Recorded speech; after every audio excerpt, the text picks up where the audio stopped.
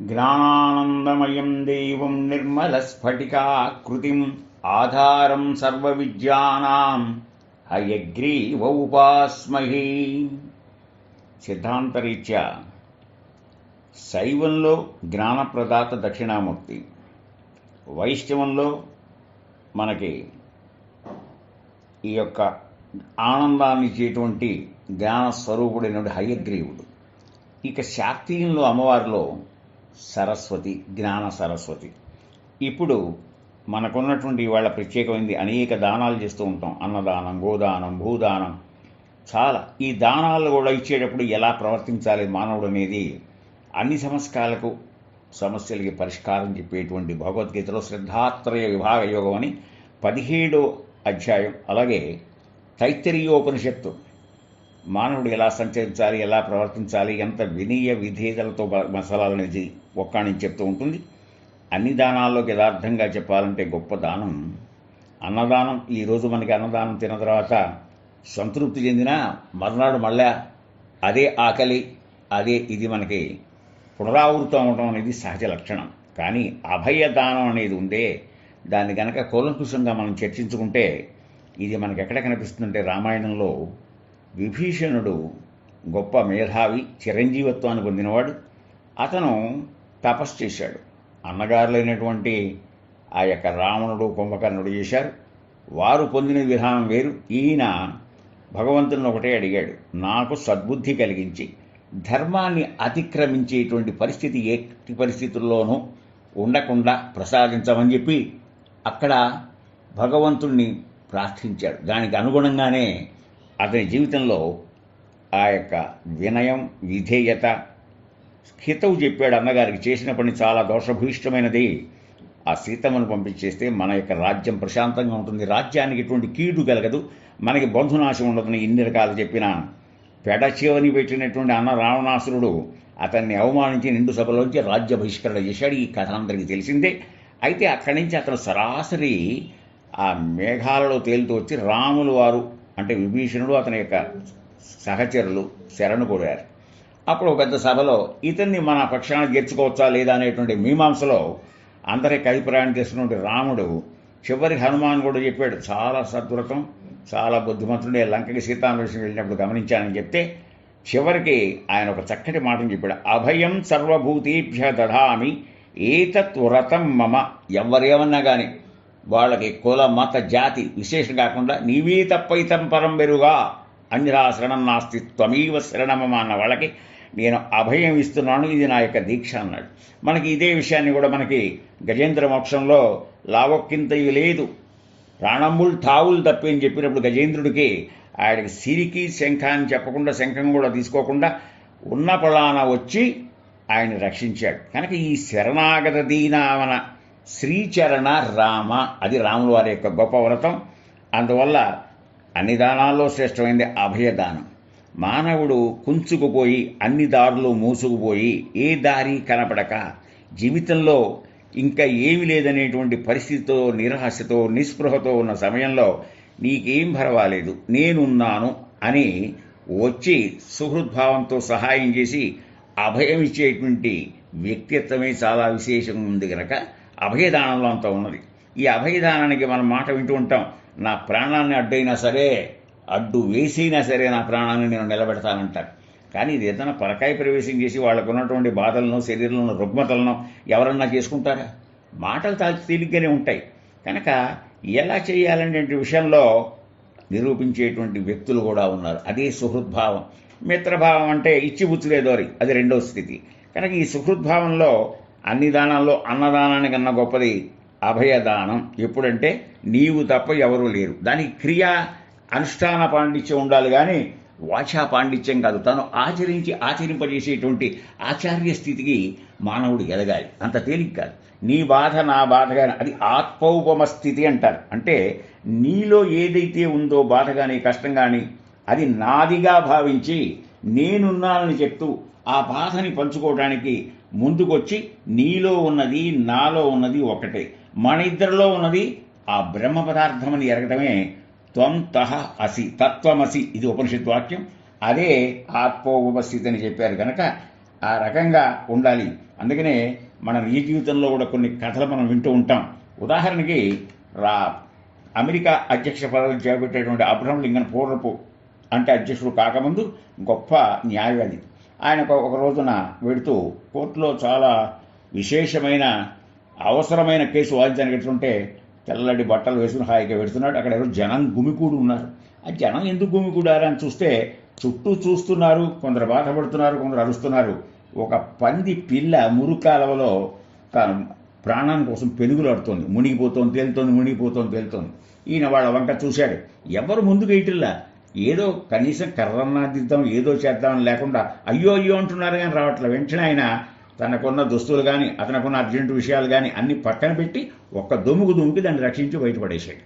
అప్పుడు అక్కడ బాగా అభివృద్ధి చెందిన దేశం కనుక మీరు ఎలా భావిస్తున్నారని చెప్పి మీడియా వాళ్ళంతా వచ్చారు. ఆయన ఒకటే చెప్పాడు, నేను భావించడాలు అవేం లేవు, దాని బాధ నా బాధ, నేను ముందర చాలా ఉపశమనం పొందాను, ఇక్కడ ఉపశమనం పొందానని చెప్పాడు. సరే, అతను తర్వాత కాలానుగుణ్యంగా ఆ దేశ అధ్యక్ష పదవి కూడా పొందాడు, అందరికీ తెలిసింది. ఇక్కడ మనం గమనించింది ఏంటంటే అభయదానం నేనున్నానని చెప్పడం కాదు, చేసి నిరూపించాలి. చెయ్యలేకపోయినా మాటలతోనైనా ఎవరు ఏ పని ఎలా చేసినా దానికి వెనక కారణం ఏమిటి, కొంచెం కోణ మార్పిడి. ఇఫ్ ఐ వర్ యు, నేనే నువ్వైతే అనేటువంటి పదప్రయోగం మనకుంది. ఆ రకంగా ఎందుకు ఇలా అయ్యారు అనే బాధ కనుక ఆలోచిస్తే మనకి చాలా చాలా విషయాలు కథల రూపంలో మనకి తెలుస్తూ ఉంటాయి. అందులో ఏమిటి అసలు వాళ్ళ వ్యక్తిత్వం ఏమిటి అనేది తెలుసుకోవాలి. ఎందువల్ల ఇలా అయ్యారు కనుక ఎన్ని జన్మలెత్తినా ఏం చేసినా మన్ని వెంటాడేది ఒకటి ఉంది, ప్రారబ్ధము. ఆ ప్రారబ్ధం ఏంటంటే చేసిన కర్మము చెడని పదార్థము వచ్చును నీ వెంట అని తత్వంగా పాడుకున్న ఆ కర్మను విడలేని వాడి మీద మనం ఈ కారణం వల్ల వీళ్ళ భ్రష్టు పట్టాడు అని నిందలు మోపే కన్నా కొంచెం కోణ మార్పిడితో పాపం గత జన్మల తాలూకు బాధని అతను అనుభవిస్తున్నాడనే జాలి గుణాన్ని పెంచుకోవాలి. ఏదో నిందలు రంధ్రాన్వేషణ చేసి ఇంకెంత బాధ పెట్టే కన్నా అతను ఏ కారణం వల్ల ఇలా అయ్యాడు ఆయన వెంటలేదు కనుక దానికి కూడా మనకి చాలా సమాధానంగా పరిష్కారాలు చూపించేటువంటి ఏకైక పవిత్ర గ్రంథం మన భారతీయులకి ఒక భగవంతుడు ఇచ్చిన ఒక బహుమతి, స్వయంగా ఆయన చెప్పిందే కనుక కర్మయుగంలో ఒకటి ఉంది, శ్రేయాన్ స్వధర్మో విగుణ పరధర్మాత్సనుష్ఠితాత్ స్వధర్మే నిధనం శ్రేయ పరధర్మో భయావహ. చక్కగా ఆచరించేటువంటి ఇతర ధర్మముల కంటే కాలానుగుణ్యంగా అనేక ధర్మాలు వస్తూ ఉంటాయి, అనేక మతాలు, అనేక విశ్వాసాలు. ఏది ఎలా ఉన్నా ఒకవేళ గుణము లేనిదైన తన ధర్మమే శ్రేష్టమైనది. అలా తన ధర్మము ఆచరిస్తూ మరణమే శ్రేయస్కరం, నిధనం శ్రేయ. ఇందులో వచ్చేటువంటి ఇబ్బందుల్లో నా ధర్మాన్ని నేను నమ్ముకున్నాను. ధర్మం అనగానే చాలామంది ఛాదస్థం అంటారు. ఛాందస్థం అనేదానికి సరైన విషయం ఏంటంటే వాడు ఛాదస్థుడు అంటే ఛందస్సు తెలిసినవాడు. ఛందస్సు అంటే వేదం తెలిసినవాడు అంతా ఛాదస్థులే. నన్ను ముట్టుకోకులే దూరంగా నడుస్తారని, అది కాదు తప్పు. కనుక ఎంత ఇదైనా కొత్తదైనా కొత్త విషయాలని ఉంచుకున్నా ఇతర ధర్మాలు చాలా భయంకరమని చెప్తూ దానికి ఇంకా కొంచెం ముందుకు తీసుకెళ్ళి ఆఖరి అధ్యాయం 18వ అధ్యాయంలో 47వ శ్లోకంలో నీ ధర్మాన్ని నువ్వు ఆచరిస్తూ పోతే దాని వలన నీకు ఏదన్నా ఇబ్బందులు లేక కిల్బిషం అంటే ఏ పాపాలు నిన్ను అంటమని చెప్తూ ఆఖరిలో అదే అధ్యాయంలో 60వ శ్లోకంలో మకుటాయమానమైనటువంటి శ్లోకం, ఆ శ్లోకంలో తీర్పు చెప్పాడు. అది 60వ శ్లోకం. ఈ 60వ శ్లోకంలోనే విశేషాన్నంతా నిక్షిప్తం చేసి దాన్ని మనకి ఎలా చెప్పారంటే స్వభావ జేన అంటే స్వభావం అంటే గతం నుంచి మోసుకొస్తున్నటువంటి ఏ కిల్బిషమైన పాపాలో పుణ్యాలో ఉన్నా వాటిని అధిగమించే దీంట్లో మనం ఏం చెయ్యాలి అంటే నిన్నవి వెంటాడతాయి. స్వభావజేన కౌంతేయ నిబధ్వస్యేన కర్మణ కర్తుం నేచ్ఛసి యన్మోహ కరిష్యసి అవసోపి తత్. పూర్వజన్మ సంస్కారం తాలూకు అంటే మనకి ఏంటంటే గమనించింది ఎక్కడో ఉంటుంది, కానీ గాలి ఆ మల్లెపూల వాసన ఏదో తీసుకొస్తూ ఉంటుంది. కనుక జీవి పుండంగానే కొన్ని వాసనలు అతనితో పాటే వస్తాయి.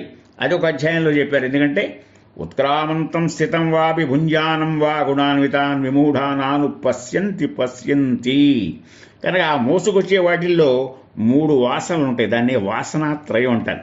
1 శాస్త్రవాసన, 2 దేహవాసన, 3 లోకవాసన. మళ్ళా ఈ లోకంతో మనకు అనుబంధం ఎక్కువ కనుక ఈ వాసన. నేనేదో చదువుకున్నాను, నాకు అన్ని తెలుసు అనేటువంటి శాస్త్రవాసన. నేనే అందమైన వాడిని, నేనే గొప్ప జీవితం, నా దేహమే శాశ్వతం, ఆత్మ అనేది నాకు అర్థం కాని అనేటువంటి ఆ వాసన. ఈ వాసనాత్రయంతో ఉండటం వల్ల అది స్వభావంగా ఏర్పడిపోతుంది. అదే పూర్వజన్మ యొక్క సంస్కారం. దాని చేత నువ్వు చేసే ప్రతి కర్మకి బంధించేసేసి నువ్వు ఏది చేద్దామనక కర్మకు ఆధీనుడవై కర్మ చేస్తూ ఉంటావు. కర్మ వల్ల జన్మ, జన్మ వల్ల కర్మ పునరావృతం ఎలా అవుతాయో అదే రకంగా ఈ సమస్య నిన్ను ఇబ్బంది పెట్టి చెయ్యాలనుకున్నా మంచి చేయలేవు. అందుకనే అందరికీ మంచి తెలుసు, చెడు తెలుసు. సరైన సమయంలో సరైన దెబ్బ పడితే కానీ తెలియదు. అందుకనే మనకి భారతంలో చివరికి దుర్యోధనుడు ఈ యొక్క భీముడికి మళ్ళా యుద్ధం జరిగినప్పుడు పూర్తిగా నేలకు పతనమై కింద పడిపోయి లేవలేని స్థితిలో అంతవరకు నువ్వు గొల్లవాడివి, ఏదో వెన దొంగతనం చేసి ఆడవాళ్ళ చీరలు ఎత్తికెళ్ళాడు నిందాపస్తుతి చేసినట్టు దుర్యోధనుడు ఒక్కసారిగా తెలివించి అసలైన సిసలైన విరాట్ రూపమైన ఆ యొక్క కృష్ణుని చూడగలిగి జానామి ధర్మం నచమే ప్రవృత్తి జానామ్యధర్మం నచమే నివృత్తి. కనుక ఆ స్థితిలో ఆయనకు అర్థమైంది. కనుక రకరకాల విషయాలని మనం ఎలా ఈ సమస్యను అధిగమించాలి, ఏది ధర్మం, ఏది అధర్మం, ఏది న్యాయం, ఏది అన్యాయం, ఏది ఇష్టం, ఏది అయిష్టం, ఇలాంటి ద్వంద్వ స్థితిలో ఉన్నటువంటి వాళ్ళకి ద్వంద్వైర్విముక్తై సుఖదుఃఖ సంజేహి ఈ రెండింటిని అధిగమించే విషయంగానే ఆఖరిలో చెప్పింది సర్వధర్మాన్ పరిత్యజ్య మామేకం శరణం వ్రజ అహం త్వా సర్వపాపేభ్యో మోక్షయిష్యామి మా శుచః. కనుక ఈ ప్రశ్నలో ధర్మం అధర్మం ఈ విశ్లేషణ నీకెందుకు? అన్ని భారాలు నా మీద వదిలేసేసి నన్ను శరణు వేడు అని నవవిధ భక్తుల్లో శరణాగతి అనేది ఆఖరిది. శరణాగతి అంటే ఏమిటి? సరెండర్ అంటే పూర్తిగా లొంగిపోవటం కాదు. నీలో నిన్ను ఇబ్బంది పరిచేవి ఏవైతే ఉన్నాయో వాటిని నాకు సమర్పించవు. ఏమిటవి? నేను, నాది, నేననే అహంకారం, నాదనే మమకారాన్ని విసర్జించి ఆ 2 నాకు వదిలేస్తే అన్ని భారాలు నేనే మోస్తానని చెప్పి ఆయన హామీ ఇచ్చాడు. దానికి తగినట్టుగానే అర్జునుడు కూడా మన తరహున నరనారాయణలో అర్జునుడు గొప్ప జ్ఞాని, పూర్వతాపం కలిగినటువంటి వాడు. అందుకని పశ్చాత్తాపం కన్నా పూర్వతాపం చాలా మంచిది. అందువల్ల చంచలం మన కృష్ణ, ఈ మనస్సు ఉందే మన ఏవ మనుష్యాణం కారణం బంధమోక్షయో అని చెప్పుకున్నా ఈ మనస్సు గాలిని అయితే కట్టడి చేయలేము, మనస్సును కూడా కట్టడి చేయలేం కదా. ఎలా అంటే తడుకోకుండా ఆయన సమాధానం చెప్పాడు. సాధనమున పనులు సమకూరు ధరలోన సాధన చెయ్యి. సాధన చేయటం అంటే నిన్ను ఇబ్బంది పెట్టిన ఇంద్రియాది గ్రహం కలిగి ఉండు. అర్థమైందా? సబాహ్యాభ్యాంతర శుచి, శౌచ్యంగా ఉండు, మాట కట్టుబడు, నిన్ను నువ్వు నియంత్రించుకో. ఆత్మ సంయమ యోగం, ఈ యోగాన్ని అలవర్చుకో, నీకు అన్నీ సిద్ధిస్తాయన్నాడు. ఆయన అన్నాడు ఇలా సాధన చేస్తూ సాధనలో ఏదో ఒక పరిణితి వచ్చి ఒక ఆత్మానందాన్ని పొందే సందర్భంలో మనకి కాలస్వరూపుడైన భగవంతుడు వల్ల కాటు వేయబడి ఈ దేహాన్ని గనక మనం విడిచిస్తే ఈ చేసిందంతా ఏమవుతుందని ఇంకో బహుమతి పొందిన ప్రశ్న. దానికి తడుకోకుండా ఆయన ఏం చెప్పాడంటే నువ్వు అలాంటిది పనుకోక అప్రాప్య యోగ సంసిద్ధం గతిం అంటే చేసేవాడి గనక ఇబ్బంది కలిగితే ఏమవుతుందంటే సమాధానంగా అది 6వ అధ్యాయంలో 40వ శ్లోకంగా పార్థానైవేహనాముత్ర వినాశస్తస్య విజ్యతే నహి కళ్యాణకృత్కశ్చి దుర్గతిం తాత గచ్చతి. మగుటాయమానమైనటువంటి అధ్యాయం. అలాగే ఒక్కొక్క అధ్యాయం 15వ అధ్యాయం శిఖర అధ్యాయం అంటారు, పురుషోత్తమ ప్రాప్తి యోగం. మరి 18వ అధ్యాయం గోపురం అన్నారు. దాని కూలంకుషంగా ప్రతి శ్లోకాన్ని అన్వయం చేసుకుంటే మనలో ఆత్మస్థైర్యం పెరుగుతుంది. కనుక ఇక్కడ ఈ 40వ శ్లోకంలో ఇలా చేస్తూ ఇబ్బంది పడిన వ్యక్తికి ఇబ్బంది ఏమీ జరగదు. ఎందుకంటే అతను మంచి పని ప్రారంభించాడు. సత్సంకల్పం, సద్బుద్ధి, సద్గోష్ఠి, సత్సంగం ఇన్ని కలిగి ఉన్నవాడు. చేస్తూ ఇబ్బంది పాలైనా ఇది మరు జన్మలో ఒక పుణ్యాత్మల ఇంట్లోనో ఒక అవకాశం ఉండి చక్కగా జప తప ధ్యానాలు చేసే అవకాశం గల వారింట్లో పుట్టి దాన్ని కొనసాగిస్తూ క్రమక్రమంగా ఉత్త స్థితి పొందుతాడు అని హామీ ఇచ్చాడు. మీ భాషలో చెప్పాలంటే అయ్యా వాడేదో బీఏనో బీగామో డిస్కంటిన్యూ చేశాడు, తర్వాత వాడి గతి ఏమిటి? అక్కడితో వాడికి పూర్వం ఇచ్చిన విద్య ఆగదు. దాని యొక్క శేషము ఆ సంస్కారం తర్వాత కంటిన్యూ అయ్యి ఊహించినంత ఉన్నత స్థితికి పోతాడని చెప్పి మనకి ఇందులో ఈ సందర్భంలో చెప్పాడు. కనుక ఈ ఆత్మ సంయమ యోగం, ఈ భగవద్గీతను విశ్లేషించుకుంటే ఆ భయం మనకు కావాల్సింది. జీవితంలో మన సంసారాల్లో కానీ సమాజంలో కానీ మీరు భయపడకండి, నేనున్నానే అభయం ఇచ్చేవాళ్ళు ఎంతమంది ఉన్నారు. ఇప్పుడు రుద్రస్వరూపుడైన హనుమాన్ ఆ సుందరకాండలో ఆ తల్లి యొక్క క్షేమాన్ని తండ్రికి, తండ్రి క్షేమాన్ని తల్లికి చెప్తూ అటు శిరోరత్నాన్ని ఇటు అంగుళీయకాన్ని అందించి ఆయన ఇచ్చినటువంటి అభయం ఎంత వినయం అనేదనగానే మనకి మారుతి గుర్తుకొస్తాడు. మనిషికి చదువు కాదు ముఖ్యం, చదువుకు మించిన సంస్కారం. అందుకనే విద్యా వినయ సంపన్నే బ్రాహ్మణే గవిహస్తిని సునిచైవ స్వభాగే చ పండిత సమదర్శన. సమాజంలో ప్రతి వాళ్ళకి వాళ్ళ వాళ్ళ ధర్మాలు ఉంటాయి, కుంట్లో కూడా ఉంటాయి. భార్య ధర్మం, భర్త ధర్మం, కుటుంబ ధర్మం, ఇంటి ధర్మం, సంఘ ధర్మం, సమాజ ధర్మం, దేశ ధర్మం. ఇన్ని ధర్మాలు చెప్తే మెదడువాపు వేతలే తలకాయ వెళ్ళిపోతుంది. యుధిష్ఠిరుడు అనుశాసన పర్వంలో భీష్ముడు అడిగాడు, కో ధర్మ సర్వధర్మాణం అధికో పరమో మత. విశ్వసహస్రనామం ఓపెనింగ్లో మీకు అది వస్తుంది.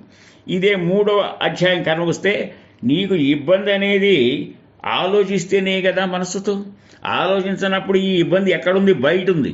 బయట ఉన్నదాన్ని ఆహ్వానించి జారిపోయిన గతాన్ని గురించి విచారించి రాబోయేదాన్ని ఊహించి ఏదో జరుగుతుందని భయపడి ప్రస్తుతాన్ని జార విడుచుకుంటే అది ఎంత ఇబ్బంది నీకు నువ్వే కొందించుకున్నవాడు అవుతావు. కనుక దాన్ని అధిగమించాలంటే మనస్సుని కట్టడి చేసి ఆ మనస్సుని బుద్ధి అధీనంలో పెట్టాలి. ఇప్పుడు ఇంద్రియాలు శరీరం కలిసి శరీరం దేని యొక్క నియంత్రణలో ఉండాలి? మనస్సు. ఈ మనస్సు ఏమిటంటే గుర్రాలను లాగాలి. ఈ గుర్రాల ఇంద్రియాలు అవి అటు ఇటు పోకుండా కళ్ళ గంతలు కడతాయి. వాటి యొక్క ఇవి ఉన్నాయి కళ్యాలు, అది మనస్సు. ఈ మనస్సుని బుద్ధి రథికుడుగా సారథిగా నియంత్రించాలి. లోపలుండేటువంటి ఒక దేవుడు ఉన్నాడే ఆయన. ఈ దేవుడి యొక్క స్థితి ఏమిటి? అన్నీ అబ్జర్వ్ చేస్తాడు, సాక్షీభూతుడు. ఊరక కూర్చునేవాడు దేవుడు, ఊగిసలాడేవాడు జీవుడు. ఈ సత్యాన్ని మనం గమనిస్తే మనం ఎవరికి ఎవరం, ఎంతవరకు. అందువల్ల దీన్ని అర్థం చేసుకుంటూనే కొన్ని ధర్మాలు ఉన్నాయి. ఆ ధర్మాన్ని అనుష్ఠానం చేస్తే ఎలాంటి ఇబ్బందులు ఉండవని చెప్పి తైత్రీయోపనిషత్తు శిక్షావల్లిలో 22వ అనువాకంలో ఇలా చెప్పారు. దేవపితృకార్యాభ్యాం నా ప్రమదితవ్యం అంటే నిర్లక్ష్యపరచకు. దేవుడి విషయంలో కానీ తల్లిదండ్రుల విషయంలో కానీ వాళ్ళ మనోగతము తెలుసుకుని వాళ్ళ మనస్సుకు అనుగుణంగా సంచరించాలి. ఏమండి, ఇవన్నీ బిజీ ప్రపంచంలో ఇవన్నీ సాధ్యమా? అన్నీ సుసాధ్యమే. నీ మనసు మాత్రం అంకిత భావం అయితే. మాతృదేవో భవ, జన్మించిన తల్లికి మొట్టమొదట. పితృదేవో భవ, ఆచార్యదేవో భవ, అతిథి దేవో భవ. ఇలా చెప్తూ యాన్యనవద్యాని కర్మాణి తాని సేవితజ్ఞాని, పనులు చెయ్యకూడదు. విహిత కర్మలు, నిషిద్ధ కర్మలు కనుక నువ్వు చేస్తూ పోతే అదే పాపం. శాస్త్రానికి అనుగుణంగా ఉండాలి. అలా చెయ్యకుండా ఉండడమే పుణ్యం. నువ్వు దేవాలయానికి వెళ్ళి దేవుణ్ణి దర్శించుకోవాలి, పవిత్ర భావనతో పవిత్రంగా ఉండాలి. దేవాలయానికి వెళ్ళి నీ మనస్సు అక్కడ భగవంతుడికి అర్పితం కాకుండా చెయ్యకూడని అపవిత్ర పనులు చేస్తే అదే పాపం. కనుక నీవు చెయ్యదగిన నా ఇతరాణి యావ్యస్మాగం సుచరితాది తాన్నిశ్చయోపాస్యతి నో ఇతరాణి ఏకేశాస్మచ్చే యాగంసో బ్రహ్మణా తేషాం త్వయా సనేన ప్రసస్వితవ్యం. అంటే ఎవరన్నా చూసి ముక్కును వేలేసుకుని అయ్యయ్యో అనుకోకుండా నింజరహితమైన పనులు చెయ్యకు.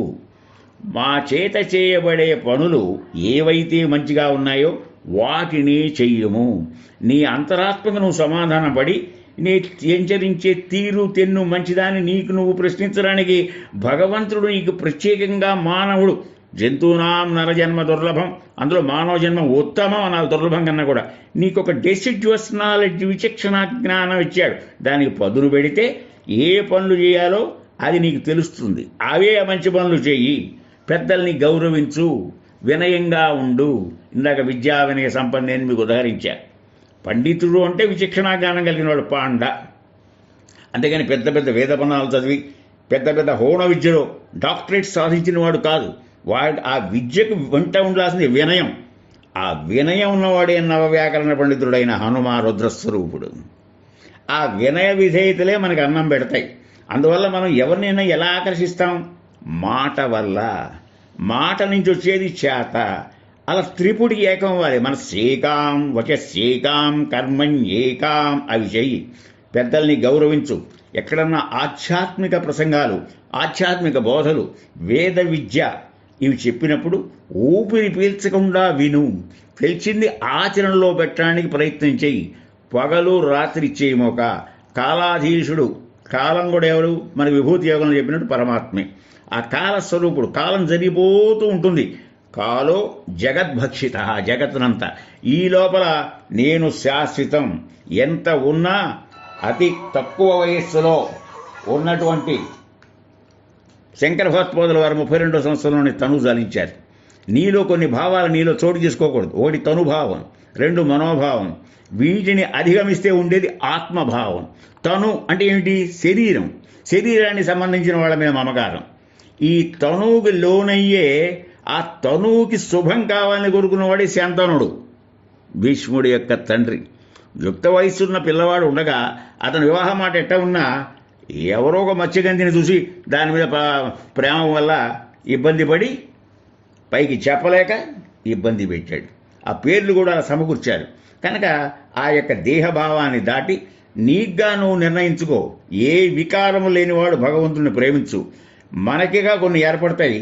ఎవరో మధ్యలో వారట్లా వీరిట్లా అని చెప్తారు. దాంతో నా మైండ్ ఫిక్స్ అయింది అనుకుంటూ ఉంటారు. ఈ మైండ్ ఫిక్సింగ్ జబ్బు ఉందే, అది మనోభావం. సర్వరులో మంచివాళ్ళే, అంతా బంగారమే. కానీ బంగారం ఎందుకు ఇబ్బంది పడుతోంది? ఎన్విరాన్మెంట్, పరిసరాల వల్ల ఇబ్బంది పడుతోంది. పరిసరాలని ద్వేషించవద్దు, వ్యక్తిగా ద్వేషించవద్దు. అతను అనుభవించేటువంటి ఆ దుష్కర్మలకి ప్రారంభం కారణం గనక అతని మీద జాలిపడేటువంటి ఉన్నత స్థితి, ఉత్తమ గుణాల్ని అలవర్చుకోవాలి. ఆ తర్వాత అంతా సమానమని ఇదైనప్పుడు నీకు అద్వేష్ట సర్వభూతానాం, ద్వేషించదగిన వస్తువు ఏదీ లేదు. అంతా నువ్వే, అంతా నేననే ఆత్మోమ స్థితికి ఎదిగి అందరి ఎడలా భగవంతుడు చూసేవాడన్నప్పుడు అందరికీ నీ చేతలైనంత వరకు మాటల చేత, చేతల చేత అభయప్రదానివై అభయాన్నిస్తూ జీవితాన్ని సుమనస్కుడవై సౌభాగ్యవంతం చేసుకునేటువంటి విషయం నీ చేతుల్లో నీతోనే ఉందని చెప్పేటువంటి ఈ అభయం అనేటువంటి దాన్ని చూసుకుంటే అనం ఎవరు ఏం చెప్పారో అందువల్ల చేతలైనంత వరకు సత్య పదార్థాన్ని నమ్ముకోవాలి. సత్య ధర్మయుక్తానాం నహి మృత్యు భయం. అందువల్ల సత్యాన్ని, ధర్మాన్ని నమ్ముకున్న వాడికి గెలుపు ఖాయం చివరికి. అన్నింటికన్నా అందుకనే స్వాధ్యాయాభ్యసనం చెయ్యాలి. రామాయణం మనం ఎలా బతకాలో నేర్పుతుంది. పంచమ వేదం అయినటువంటి భారతంలో లేనిది లేదు. ఇప్పుడు ఈరోజు కూడా జరిగే పరిస్థితులన్నీ కూడా ఎప్పుడో అందులో వేదవ్యాసుడు పొందుపరిచారు. కనుక వీటిని అధ్యయనం చేస్తే ధర్మం ఏమిటి, ధర్మ సూక్ష్మం ఏమిటి, ధర్మాధర్మం అంటే ఏమిటి, కనుక యతో ధర్మస్తతో జేహ ధర్మో రక్షతి రక్షిత అన్న ధర్మ ఏవ హంత్రో హంత్రి అని మూడోది. ఏ నాటికైనా ధర్మానికే గెలుపు. ఒక్కొక్కరికి ధర్మం ఉంది, ప్రకృతి ధర్మం ఉంది, మానవ ధర్మం ఉంది. సహజ సిద్ధమైన ప్రకృతిలో నుంచి వచ్చినటువంటి అందమే అసలైన అందం. ఒకవేళ స్త్రీకి గనక అందం ఉన్నా బాగా గుర్తుపెట్టుకోండి విషయం, అణువు లేకపోతే, అనుకోలేకపోతే ఆ అందము కూడా వికారమే. ఈ సత్య పదార్థాలని తెలుసుకుని కనుక దాన్ని జాగ్రత్తగా అనుసరిస్తూ ఎవరికైనా నీవు చేయాల్సింది మీకు మంచి జరుగుతుంది, మంచి జరగాలని ఆకాంక్షిస్తూ చేతనైన అభయదానం నీకున్నంతలో వాళ్ళకి సేద తీర్చాలి. కనుక ఆ రిలీఫ్ ఇస్తే అంతకన్నా మించింది లేదు. అందరి యొక్క మనోగతాన్ని తెలిసి ఉండి లేనట్టుగా కాదు, అది ఎస్కేపిజం అంటారు. తానొవ్వక ఒప్పింపక తప్పించుకు తిరుగువాడు ధన్యుడు సుమతి అనేది తప్పు. ఎట్టి పరిస్థితుల్లో ఉన్నా ధర్మాన్ని సత్యం బ్రూయాత్ ప్రియం బ్రూయాత్ అప్రియం చేయవ సత్యం న బ్రూయాత్. ఇతరులను ఇబ్బంది పెట్టే సత్యం కూడా సత్యం కాదు. కనుక దీనికి ఎన్ని కథాకమాయిషులు మనం అల్లుకుంటూ పోయినా ఈనాడు ప్రతి వాళ్ళు వాళ్ళ వ్యక్తిగత సమస్యలు కానీ, ఆర్థిక సమస్యలు, ఆరోగ్య సమస్యలు కోరేది అభయం. ఎలాంటి అభయం అంటే, మీకు పర్వాలేదు నేనున్నాను. దీనికి కథలున్నాయి. కాలమాన పరిస్థితుల్లో ఆ రకంగా వర్తించడం కూడా కష్టమే. ఇవాళ ఎవరు శ్రవణ కుమారుడు వల్లే తల్లిదండ్రులు బుట్టలో పెట్టుకుని అందులైన వాళ్ళని తీర్థయాత్రలకు తిప్పలేరు. ఇప్పుడు ఉన్నంతలో సేవ చేస్తే సంసారం గడవాలి కదా, వాళ్ళ పొట్ట తిప్పలు వాళ్ళకు ఉన్నాయి కదా, దాన్ని కూడా మనం ఇచ్చేయకూడదు. ఉన్నంతలో మాట, ఆ మాటతో తర్వాత సాధ్యమైనంత వరకు చేతతో, ఆ తర్వాత క్రియాపూర్వకంగా చేసుకుంటూ ఒక ప్రశాంత వాతావరణం, సుహృద్భావ వాతావరణం ఏర్పడటానికి ఈ అభయదానం ఎంతగానో మనకి ఉపకరిస్తుందనేటువంటి సదుద్దేశంతో నా వ్యక్తిగతంగా నేను చెప్పగలిగినటువంటి విషయాలు విన్నాను. దాన్ని మీరు గ్రహించి ఇచ్చేస్తా. సహనావతు సహనౌ గుణస్తు సహ వీర్యంగర్వావహై తేజస్వినావధీతమస్తు మా విద్విషావహై. ఓం శాంతి శాంతి శాంతి. హరి ఓం.